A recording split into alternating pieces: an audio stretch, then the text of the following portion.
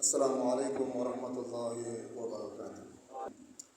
Alhamdulillah, alhamdulillahilladzi arsala rasulahu bil huda wa dinil haqq yuzhirahu 'ala ad-dini kullihi walau karihal musyrikun.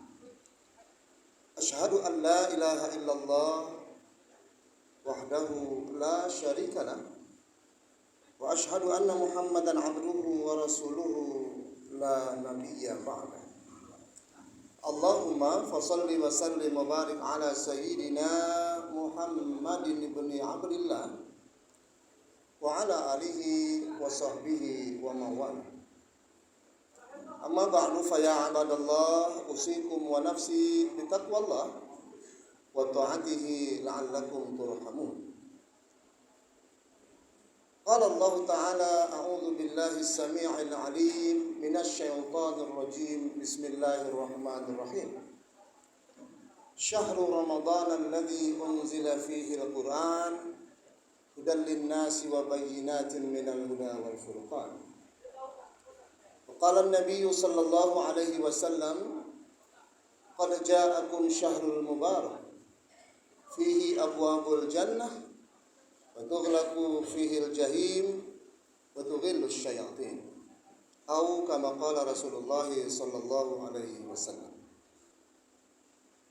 Hadirin saudaraku jemaah Jumat yang mulia, mengawali khutbah ini izinkan khatib berpesan untuk mari kita dengarkan khutbah dengan seksama. Kita tidak berbicara, tidak bercakap-cakap, dan tidak memejamkan mata hingga tertidur ketika khutbah nanti. Bahkan kita juga berupaya untuk tidak menyandarkan punggung-punggung kita ke dinding-dinding masjid, karena itu pun akan berpotensi menyebabkan kita tertidur waktu khutbah nanti. Karena mendengarkan khutbah, menyimak isi kandungannya, berniat untuk mengamalkannya, berikut menyampaikan pula kepada saudara-saudara kita yang lainnya, itu adalah merupakan satu di antara kesempurnaan ibadah Jumat kita. Tentunya kita berharap agar ibadah Jumat kita diterima oleh Allah Subhanahu wa taala. Ibadah Jumat kita mampu menjadi asbab Allah kekalkan hidayah yang ada dalam diri kita, dan insyaallah menjadi asbab tersebarnya hidayah ke seluruh alam insyaallah. Yang kedua, khatib berpesan dan berwasiat untuk mari kita menyempurnakan takwa kita kepada Allah. Takwa itu bermakna semua perintah Allah kita amalkan tanpa terkecuali, dan semua pantang larangnya Allah kita tinggalkan, berat ataupun mudah. Membiasakan diri mengamalkan perintah Allah, membiasakan diri meninggalkan pantang larang Allah, itu adalah merupakan ciri-ciri orang bertakwa. Dan ketika ciri itu ada pada kita, maka Allah Azza wa Jalla akan memberikan janji-janjinya yang terindah buat kita. Allah Subhanahu wa taala berjanji untuk orang yang bertakwa, "Wa may yattaqillaha yaj'al lahu makhraja wa yarzuqhu min haitsu la yahtasib."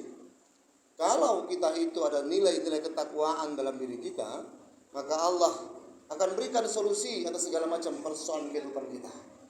Bahkan Allah akan bagi rezeki dari jalan yang tidak kita duga-duga. Bahkan Allah berjanji, "Wa may yattaqillaha yaj'al lahu min amrihi yusra." Siapa yang sempurna takwanya kepada Allah, maka Allah pun akan jadikan semua urusan menjadi mudah. Bahkan Allah berjanji untuk penduduk negeri yang mereka mengusahakan agar takwa dan iman wujud dalam kehidupan mereka, maka Allah akan keluarkan keberkahan dari bumi, Allah akan turunkan keberkahan dari langit. Walau anna ahlal qura amanu wattaqau lafatahna alaihim barakat minas samai wal ardh. Tentunya takwa adalah merupakan pangkal dari segala macam kebaikan. Oleh karena itu, pesan takwa tetap disampaikan. Setiap khutbah berlangsung dengan maksud dan tujuan agar kita menjadikan takwa sebagai hal yang primadona dalam kehidupan kita. Saudaraku jemaah Jumat yang berbahagia, kita sudah berada di pertengahan, di paruh kedua terakhir, di 2/3 bulan Sya'ban. Bermakna tinggal sepertiga terakhir kita akan bertemu dengan bulan yang kita tunggu-tunggu, yaitu bulan Ramadan. Secara bahasa Sya'ban itu bermakna berkumpul, Sya'ban itu bermakna berkelompok.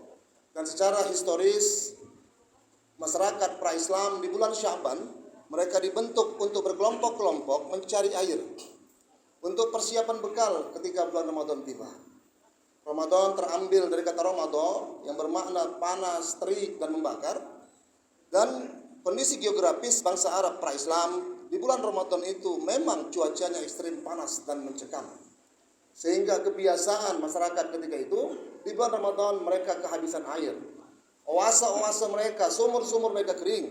Sehingga 1 bulan sebelum Ramadan, tepatnya bulan Sya'ban, itu mereka melakukan persiapan-persiapan untuk memberikan cadangan-cadangan air sehingga mereka tidak susah ketika Ramadan itu datang nantinya. Maka saudaraku jemaah Jumat, begitu Islam hadir, maka kebiasaan itu ternyata masih diteruskan. Nabi SAW memesankan agar di bulan Sya'ban ini pun kita melakukan persiapan. Tentunya bukan persiapan mengumpulkan air, tapi persiapan mengumpulkan bekal amal untuk kita bawa ketika Ramadan nantinya. Ramadan itu bulan di mana kita akan bertarung dengan amal-amal kebaikan. Allah firmankan fastabiqul khairat, berlomba-lombalah kamu dalam kebaikan terutama di bulan Ramadan. Maka itu tentunya membutuhkan persiapan-persiapan, dan persiapannya itu dilakukan di bulan Sya'ban. Wajar kalau baginda Rasulullah SAW bersabda bahwasanya bulan Sya'ban fihi syahrun, di dalamnya ada bulan yughfalun nasu anhu. Banyak manusia melalaikannya. Banyak manusia tidak melakukan persiapan-persiapan di dalamnya.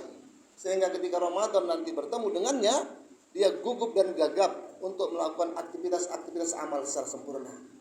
Sehingga terciptalah peribadatan-peribadatan musiman. Di awal-awal mereka semangat, tapi di akhir mereka akhirnya lemah semangat. Acap kita lihat masjid-masjid di penghujung-penghujung Ramadan itu mengalami kemajuan.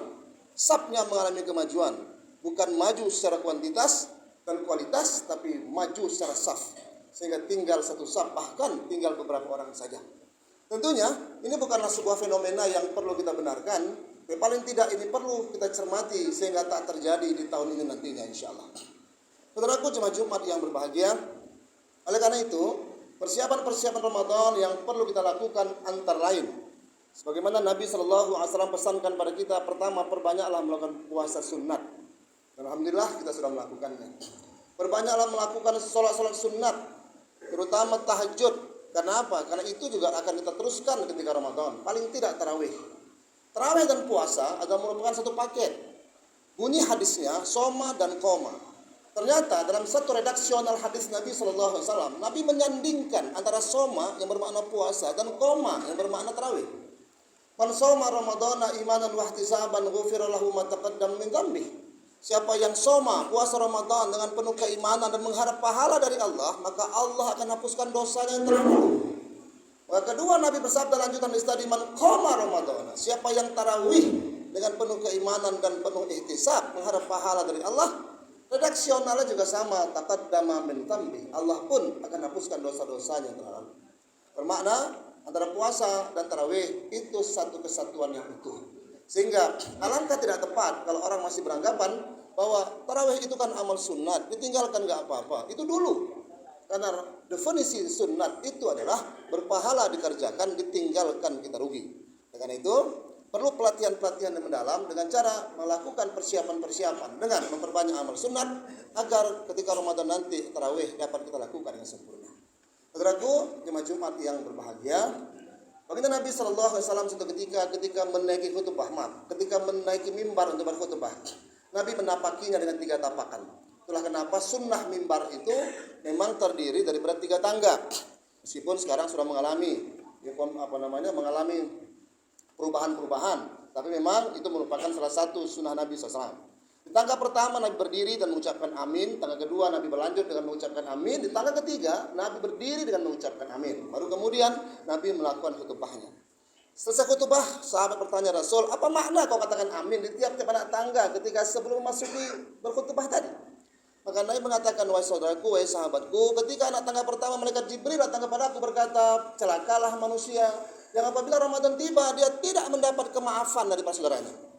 Tidak mendapat kemaafan. Artinya dia tidak melakukan upaya-upaya islah, tidak melakukan upaya rekonsiliasi terhadap pertikaian, percekcokan yang mungkin terjadi di antara mereka.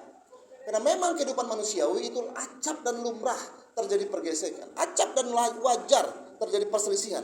Namun sebijak-bijaknya orang ketika mengalami pertikaian, mengalami percekcokan, dia cepat melakukan perbaikan-perbaikan. Maka celakalah orang yang tidak mengalami kemaafan. Artinya dia sudah mengupayakan kemaafan, tapi orang lain tidak mau memaafkannya. Itu persoalan yang berbeda. Di anak tangga yang kedua, kata Nabi SAW, maka celakalah orang yang memasuki Ramadan tidak mengalami kemaafan, mendapatkan kemaafan dari orang tuanya. Itulah kenapa kita perlu buat kenduri arwah. Itulah kenapa ada tradisi kita melakukan ziarah sebelum Ramadan. Paling tidak itu upaya kita untuk mengenang kebaikan-kebaikan orang tua, karena orang tua sudah meninggalkan dunia yang fana. Maka acara kenduri arwah, berziarah kubur itu adalah merupakan bentuk formalisasi daripada permintaan maaf, dikarenakan orang tua itu sudah tiada lagi di permukaan dunia. Ketiga, maka celakalah orang yang begitu masuk ke Ramadan, maka tidak mendapat keampunan dari Allah Subhanahu wa taala. Karena apa? Dia tidak melakukan perbaikan-perbaikan hubungan kepada Allah. Dia tidak bertaubat kepada Allah. Wajar. Kalau dalam satu hadis Nabi sallallahu alaihi wasallam disebutkan bahwa Nabi sallallahu alaihi wasallam mengajarkan sebelum Ramadan tiba, Nabi mengajarkan ada 4 patah doa. 2 penggalan itu adalah membuat Allah senang kepadanya, maka 2 penggalan terakhir itu sesuatu yang sangat dibutuhkan oleh manusia. Apa itu? Asyhadu an la ilaha illallah, astaghfirullah, nas'alukal jannata wa na'udzubika minan nar. Itu doa tidak saja dibaca ketika Ramadan, ketika tarawih, tapi itu juga sudah harus dibaca di awal-awal Ramadan sebagai bentuk pelurusan akidah kita, pelurusan hubungan kita kepada Allah, hingga insya Allah kita mendapatkan keampunan daripada redaksi astagfirullah yang kita bacakan dalam untayan doa tadi. Saudaraku, jemaah Jumat yang berbahagia, persoalan hablum minan nas, hubungan interaksi manusiawi itu menjadi penting untuk kita pikirkan. Karena apa? Karena itu akan berdampak kepada diterima atau tidaknya, sukses atau tidaknya ibadah Ramadan kita. Satu hal yang perlu kita sepakati secara bersama, bahwasanya yang menyebabkan hubungan manusia itu menjadi rusak, itu adalah karena dominasi syaitan yang ada dalam diri kita, yang tidak mampu kita eliminir, bahkan tidak mampu kita minimalisir. Syaitan secara bahasa itu bermakna dari kata syatona. Syatona itu adalah bu'du anil khair, menjauhkan manusia daripada kebaikan. Syaitan bukan makhluk, tapi syaitan itu adalah sifat. Lebih tepat disebut dengan nama sifat kesetanan. Saudaraku jemaah Jumat, maka Allah Subhanahu wa taala menitahkan kepada syaitan bahwa tupoksi syaitan, tugas pokok dan fungsi syaitan paling tidak yang pertama menghalang-halangi manusia daripada berbuat kebaikan. Ketika kita akan berniat melakukan kebaikan, karena fitrah manusia itu juga secara filosofis dan primordialis itu ingin berbuat kebaikan, maka dihalangi oleh sesuatu, maka ketahuilah itulah tipuan syaitan namanya. Dan syaitan itu bisa mewujud dalam diri jin dan dalam diri manusia. Maka Allah firmankan minal jinnati wan nas. Maka dzalika ja'alna likulli nabiyyin aduwa syaitonal insi wal jin. Dalam surah Al-Imran surah ke-12 Allah firmankan, dan demikianlah kami jadikan musuh-musuh manusia itu, musuh-musuh para nabi itu ada jin bentuk manusia, jin bentuk syaitan. Setan bentuk jin dan setan bentuk manusia. Yang kedua, tugas pokok dan fungsi setan adalah menimbulkan benih-benih permusuhan dan benih-benih kebencian satu sama lain. Surah Al-Maidah ayat ke-92 Allah tegaskan, innama yuridu syaitona ayyuki'a bainakumul adawata wal baghdha. Sesungguhnya tugas pokok dan fungsi syaitan itu merupakan terjemahan bebas daripada yuridu yang artinya berkeinginan. Sesungguhnya syaitan itu berkeinginan untuk menumbuhkan benih-benih permusuhan dan bibit-bibit kebencian di antara sesama manusia. Maka yang perlu kita pahami dan perlu kita simak bersama adalah ketika kita belum mampu mengeliminir bahkan meminimalisir benih-benih kebencian, maka sebenarnya kita masih berada dalam kekuasaan syaitan. Maka bahasa-bahasa saling menjelekkan, bahasa-bahasa saling menjatuhkan, bahasa-bahasa saling memfitnah satu sama lain, itu adalah cengkeraman-cengkeraman syaitan dan tipuan-tipuan syaitan. Termasuk membicarakan keburukan orang lain di luar orang lain tersebut, itu juga ada merupakan pembicaraan syaitan. Oleh karena itulah hadirin saudaraku jemaah Jumat yang berbahagia, penting bagi kita bersama melakukan perlawanan kepada syaitan. Karena Allah Subhanahu wa taala menyatakan, "Inna syaitana lakum aduwwum mubin." Sesungguhnya syaitan itu adalah musuh yang nyata bagi kalian. Maka sikap kita kepada syaitan cuma ada 2. Yang pertama, kita lawan, atau yang kedua, kita kawan. Maka kalau kita tak mampu melawan syaitan, maka selamat, berarti kita berkawan dengan syaitan. Nauzubillah summa nauzubillah. Barakallahu li wa lakum fil Qur'anil azim wa nafa'ani wa iyyakum bima fihi minal ayati wa dzikril hakim.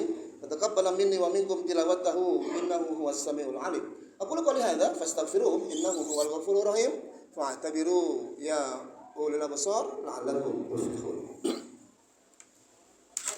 صل على سيدنا ومولانا محمد سيد الأولين والآخرين وسلم ورضي الله تبارك وتعالى عن كل صحابة رسول الله أجمعين.